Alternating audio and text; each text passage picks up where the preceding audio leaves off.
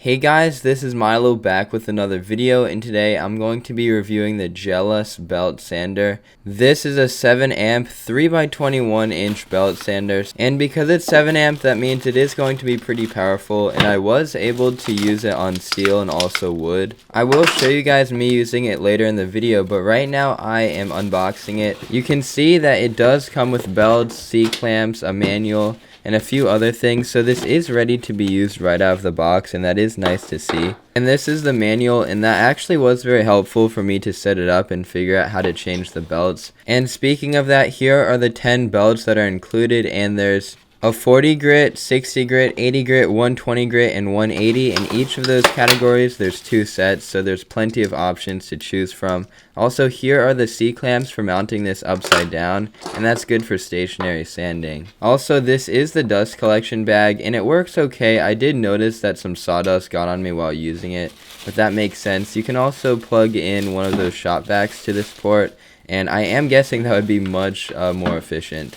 This is what the entire belt sander looks like, and it is an all plastic construction other than a steel plate where the belt is secured, and it does feel very rigid to me even though it's plastic. Also, it has a pretty nice color scheme with the yellow and black. The cord is also long enough so that I can plug it in and move around with the belt sander freely, so that's nice to see. And right now I'm putting in the dust collection system into that little tube. That's where you can also plug in your shop vac, and it is very secure with like a little spring clamp, but I would recommend using a better solution if you don't want to get sawdust around your shop. I will be using the belt sander outside, so that's not really something I have to worry about, and I also don't really need to use this in the mobile position, so I'm clamping it upside down with the C-clamps.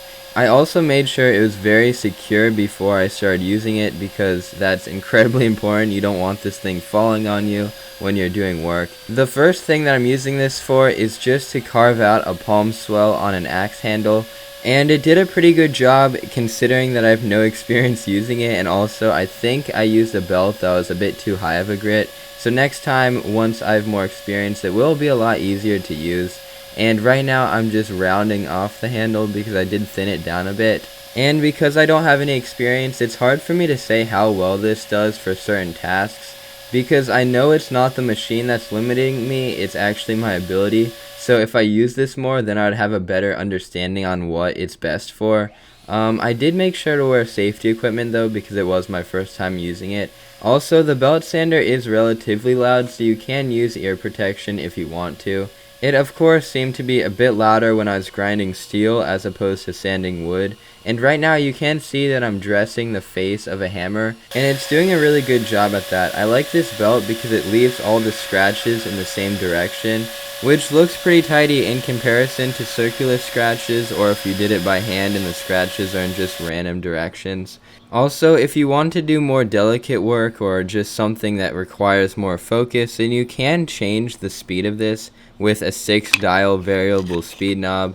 Also, the hammer that I just finished grinding turned out pretty good, so now I'm working on sanding some wedges down. This is incredibly helpful to me because small wedges are very awkward to work on by hand. If I tried using a rasp and clamping the wedge down, it would just be a pain in the ass. The belt sander is much faster and a bit less awkward to work on.